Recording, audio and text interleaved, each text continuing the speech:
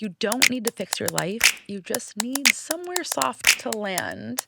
Hello, everybody. It's Megan Holly, and this is the Magic Made podcast. Today, we're going to talk about kind of having a say in how we regulate our nervous system and giving ourselves a little bit of a soft moment. And so much in life is chaos or can feel chaotic and overwhelming and all the things. And what I hear from a lot of people in my community, my clients, and honestly just my own existence is that sometimes we need the reminder or some kind of resources and ways to help regulate what feels kind of impossible, which is our nervous system.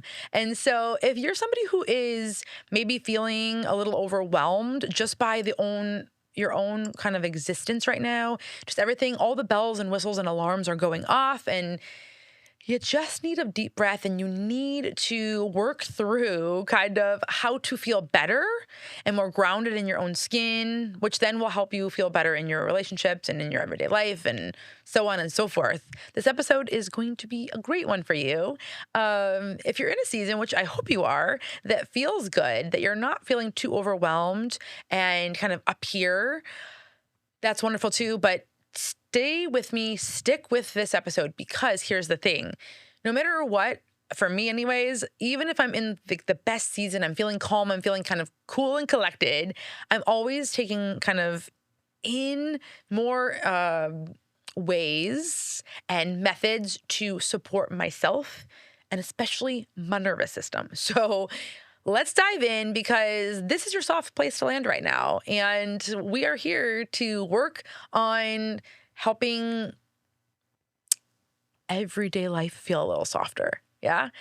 I think, so oftentimes think it just is going to feel that way. It just should feel chaotic. So when people are like, oh, it's just busy, that's just life, that's just how it is. And yes, to an extent, of course, we are going to always have something to do and things on our to-do list, but it doesn't mean that we have to feel chaotic. It doesn't mean that we have to live in kind of that like hyper-focused, overwhelmed, hyper-vigilant existence. If you know what I mean, you know what I mean. Because I don't know about you, when I get really kind of at capacity for my nervous system, I am so hyper-vigilant. It's just like the littlest sound, the littlest movement, I'm just like, you can tell I'm on edge, I'm more jumpy, all the things. So that side of it does not need to just be expressed and experienced on an everyday, regular basis. That is meant for heightened situations, for moments when you need that, not for everyday life. Okay, so how do we do this? How do we go about it? Hey, there's a million things out there. This is what I do. We're going to tap into kind of things that I have done, things that I work through with clients, as well as some other little moments, tips, ideas, thoughts, all the things. So let's do it. So here's the thing. For me, grounding isn't so much of a routine. I mean, it is to a certain extent, right? Adding it into your routine, being consistent with it is important. When we can give our bodies, our minds, our energy, our spirits kind of the nod to take it down a notch, it helps. And yes, it needs to be consistent and kind of turned into a little bit of a ritual moment. But honestly, at the end of the day, it's more of a relationship with yourself. It's a relationship with knowing when your meter is moving up, up, up, up, up, and stopping it before it gets to glass breaking, just shattering everything. And so although it can be routine and ritual and all that, it is more about your relationship with yourself. And if you're like, oh, I don't really tap into that too much because I'm worried about these people and my kids and the client and the this and the that, it's time, my friend, to just give yourself a little bit of self-awareness and just being okay with tapping into what you need. So a couple of things I'm going to kind of touch on will hopefully help you to see this in yourself and kind of what I do to help kind of navigate that. So kind of the first little pose here that I'm going to throw out there to you is, what does life feeling loud look like? And so, what does life feeling loud look like? And when I touch on this, I mean loud in the sense that There is so much going on. There are too many balls in the air. I have said yes to too many things. I haven't done any, or at least enough of the right type of care for myself. And so life feels loud when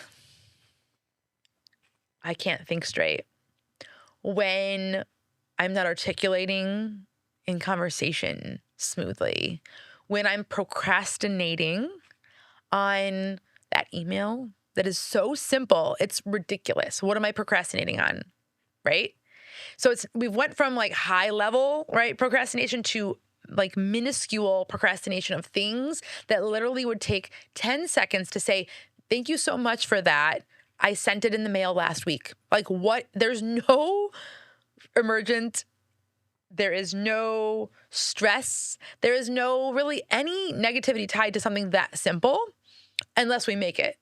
And so I know that life is loud when I am avoiding simplicity, or I'm putting what could be done off because I'm making life even louder then. You think I was in stereo then, you start putting off even more and more and more. It's going to just, the volume, the decibels are going up, and you don't have any earplugs, and it's not going to feel good. It's not going to be great. It's going to be kind of devastating to your nervous system, to your productivity, all of it.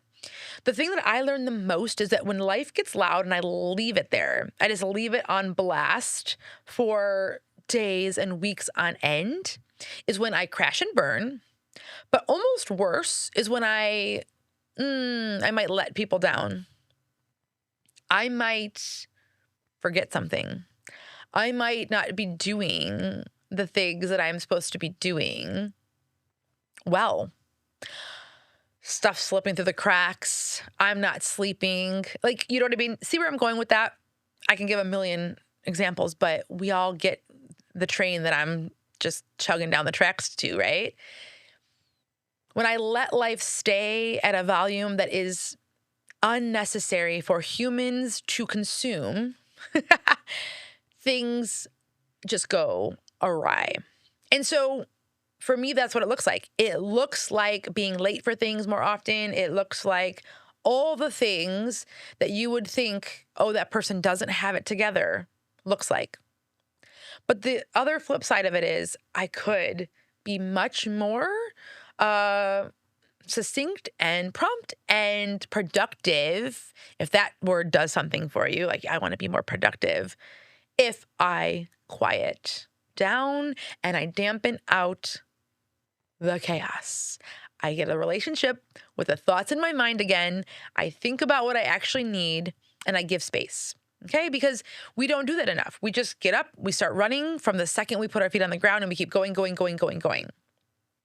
So how do I know, right? Like, how do I know I'm dysregulated, right? The hypervigilance. For me, I know for a fact I was like this not too long ago, to be honest, where like a little piece of paper could like scoot across and make like a quiet, simple, not threatening noise. And I might go, oh, and I might jump. Okay. A cabinet might close and I go, what was that? Simple things that I know the exact sound. I know what it was, but my nervous system is so shot that it's firing on all cylinders for absolutely no reason. And it's draining and it's hard and it's a lot. And one can only sustain that for a very short period of time. But when you start living in it for hours and hours and days, and hopefully not weeks and weeks and months, but when you do, we are no service to ourselves. We are no help to others. It is not good, my friend. So I know I am dysregulated when I am in that hypervigilant state that everything and anything is a kind of a ejector button, if you will. It just shoots me up out of, a sound moment into chaos. That is one of my big tells, to be honest. And then kind of like I touched on before, feeling like I'm a little bit sluggish, like I can't speak clearly. I'm like, we've all been there where you just like say words that you're like, that's not the word I was looking for. Those things, although sometimes just human, but when they're happening at like a higher caliber or more often, or just in a season where I'm like, oh, I should not be, right, stumbling over my words, I know. I know I haven't given myself a rest. I haven't given myself rejuvenation. I haven't even given myself grace for anything, to be honest. Um, so what happens? What happens when I get to that point is I need to come back to self. And instead of worrying about kind of what everybody else needs, wants, is thinking, all of that, I need to know what is the most important thing I need right now. So a little bit ago, when I was talking about how I was like, every little thing was making me jump, I had a moment where I was like, I need to go to bed early for a few nights right now because I am so tired. I know that a lot of this is stemming from literally just being like a zombie. And so I looked at the top things that could help me in that moment. And for that particular moment, it was a lot to do with my sleep. My sleep had not been good. And so I was like, I need to go and just let myself rest. And the last thing I wanted to do was that. I had things to edit for clients. I had proposals to send. I had, you name it, things that I wanted to launch or do differently or get ready in my content. But guess what? All of it was only going to get done half-assed or so-so, or maybe not at all, because I was not on my best self. I was not being my best self. And so I think it was like 3 or 4 nights where I really just got like, okay, Megan, you're going to bed early. And it seems so obvious. I know. Okay. But it made me and my system be able to calm down a little bit. It was able to repair some things that were going a little berserk over here in the old brain. And I was able to kind of start shape shifting into making better choices. And what happened was kind of a stair step of other choices that helped me to re-regulate my system, right? We all know I love dancing and music. I was more apt to do that in a more intentional, better manner than just like, oh yeah, like I'll get it done, or oh yeah, like I don't ever want that to feel like a chore. I want it to feel like something I get to do. And so guess what I could do when I was feeling a little bit more rested? I'm like, oh, you know what? Taking that 3 minutes to put that song on and dancing for the entire song instead of like, oh, I'm going to cheat it and I'm going to stop it a little bit early because I know what it does for me, right? I was able to stack up my other habit stacking tendencies that support me because I was able to rest. I also took a look at like the next 3 to 4 days and was like, what can I do to make these days feel a little less chaotic? I'm going to just keep with that word because that's what it feels like when you're just at your max capacity. And so I moved a couple meetings. I said, hey, can we adjust this to this time? And moved something around. It seems and sounds and is so simple, but let's be honest, we don't do it. We just keep shoving things into our time block. We keep adding things to our schedule, and it's not serving anybody. And guess what? Most people, if I needed to do a little bit of an adjustment, they were like, okay, it's cool. It's good. We're all good. Well, let's do this, right? I asked for support on a couple of things when I looked at that next couple of days. And guess what my system did? Took a big, deep breath. It was like, that's your sign to take a deep breath too, because you might have just been holding your breath. I know I do it all the time, so make sure you took a breath there. My system was able to go, oh my gosh, thank you. I have a little more space in my day, but I'm still getting the same things done. I'm just not having this level of expectation of what it has to look like and the time frame it needs to be done with, and this like high, just like eking look at what it needs to be, and I let it be what it can be, is simplified. It's a beautiful thing. So if you're feeling dysregulated right now, what can you do to look around, look within yourself too, of like, what are the simplest things that you are needing right now? I've talked about my shower ritual that I do as well. That is a huge thing that I tap into when I'm feeling dysregulated. The warmth of the shower, the lights off in the bathroom, the gargling, the swishing, all the things. I'm not going to go all the way into it because there is an episode on it and I've touched on it before, but that is such a regulating thing for me that is a no-brainer. And I'll be resistant to it. Sometimes I'm like, I don't even want to do it, even though I already have to take a shower. So why not just turn the lights off and do the things? Sometimes you're just resistant to it because why are we like that? We're gluttons for punishment. And we just like, no, I'm just going to take the shower and I'm going to get out of the shower and I'm done. Instead of doing the thing that we know feels good. And so that's the other thing is my shower ritual, things that actually physically change how my body is taking in input, the heat, the dark, all the things. This is so helpful in my world for when I am feeling dysregulated. And so really in this episode, I want to tap in because we're coming off of a season that can feel a lot for so many people. We're going into a new year, which can feel a lot for so many people. I despise the new year, new you thing. The change of a clock, the date on a calendar doesn't make you a new person. Okay?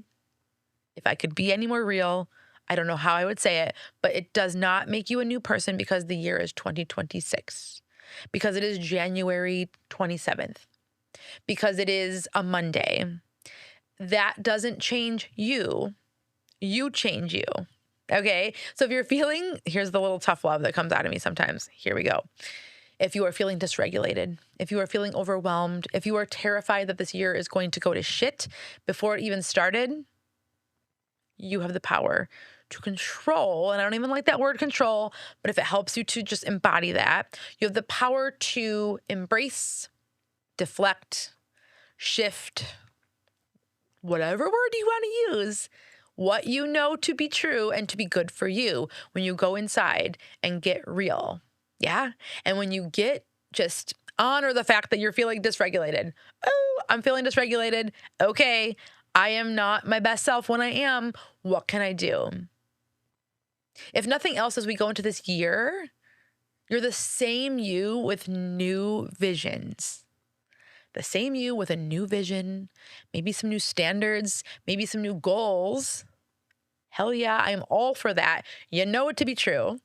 But let yourself be kind to yourself first and foremost. Because then I promise you, in some way, shape, or form, maybe not in the exact way that you embody and look at it right now, your goals, your visions, the outlook that you have for this version of you, this year ahead, all the things will look a lot more in line with where you want it to go than you would expect. Because when we let things have ease, matched with action, so we have ease on one side and we have action on the other, we can be the best version of ourselves. And let's be honest, you also deserve to not feel like somebody that is just running around here with, your bobblehead. You're a chicken with your head cut off bobblehead. So not only are you just like, just running around just with all of this. I mean, think about a bobblehead. Honestly, like if your head was just bobbling back and forth, and, when people like shake them and they go like really violent, think about how that would actually feel to your senses. That's what you're doing to yourself. That is what you're doing to yourself when you have too high of expectations. You're too stringent on what something should look like, be like, sound like, feel like. When you say yes to too many things, when you say yes to the wrong things, when you stack your calendar without any space for yourself, you are the bobblehead. So I need you to picture yourself with a chicken body and your head on top as an actual bobblehead. And it's the weirdest vision in my head right now. I'm just seeing my purple hair moving around with this chicken body, and I'm seeing how uncomfortable that is. It's like actually giving me a visceral reaction because it's like, first of all, it's just not right. Like that visual is just not right. But if it gets us all to be kinder to ourselves here in 2026, I will use that visual. But look at what that would feel like to just constantly be in that state at a high level, just like boom, boom, boom, boom, boom, boom, boom. Is that what you want for yourself? I know it's not what I want for myself. I know that I have been doing the work the last couple of years, especially last year, to become quieter, to become calmer, but to also just be joyous and boisterous in the same sense. but in the right ways, in the right spaces, in the ways that serve me. That's what I want. And so how can you quiet that bobblehead version of yourself and regulate that system? I want to hear some things that are working for you currently and what you might have been doing in the recent months that are serving you, that are making you feel good, that are stepping you into a space that feels like a soft place to land. I also want to hear from you where you're feeling maybe stuck because you never know. Something that somebody pops into the comments or is doing might be helpful to you, or might just be a little bit of like a pocket mirror, a little compact mirror that you look at and you're like, oh, okay, wait, I see myself in that and I want to do more of that. So don't be shy, jump in, let me know where you can feel celebratory of yourself and what's working, and what you're feeling a little bit like, oh no, I'm going to go into this year doing the same thing I've done for the last 5 years. I just know it. I'm going to go through this season and feel less than. You don't have to. You're safe here. You're safe here to express that first and foremost, but also to do differently than you ever did before. To do differently than you ever had before. Last year, a lot of my coaching clients were in that mindset, in a sense, right? In different ways for depending on the person, but they were in the mindset of this is just how I am and this is how I'll be. And we unearthed a lot for them. And although each person's journey looked different and their goals were different and all the fake personalities made a difference on how this all looked, we were able to prove that to be wrong. So this is my question to you as we wrap this episode. What can you do to prove yourself wrong about the predictions that you have for yourself in 2026? What can you do to prove yourself wrong? You get to make a second by second, day by day, micro shift in yourself. And what was true to be about yourself 3 months ago, 3 years ago, does not have to be true today if it doesn't feel like it serves you. And so as a reminder, come back to these episodes and let it be that place for you to just sit with and move through things that support you instead of drain you. That's what the Magic Made community is all about. Is just giving you a big hug and allowing you to go below, deeper than surface, to move into feeling more regulated, more confident. You know we're about confidence here, and finding more magic in your everyday life and your business. So what is the one thing you're going to go do to do just that? What magic are you going to find this week? I want to hear about it. Show me, tag me, send me pictures. I want to see the magic that you find. And let me know your thoughts on kind of the words or the sentiment or the mantras that are coming up for you that you're going to step into for this year. Share them with me. I will continue sharing them with you in my world as well. On my stories, there are always mantras that are being put out into the world that people use as screensavers, and it's such a beautiful thing. I love seeing the community use them.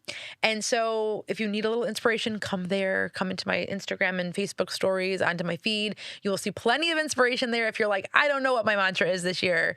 There's no pressure. You don't need to have it. So it's okay. But we will help you support that ooey gooey goodness that you want to feel more of in this year. So let's do this. Let me know what's lighting you up, what's making more magic in your life. And I will see you next time, my friends.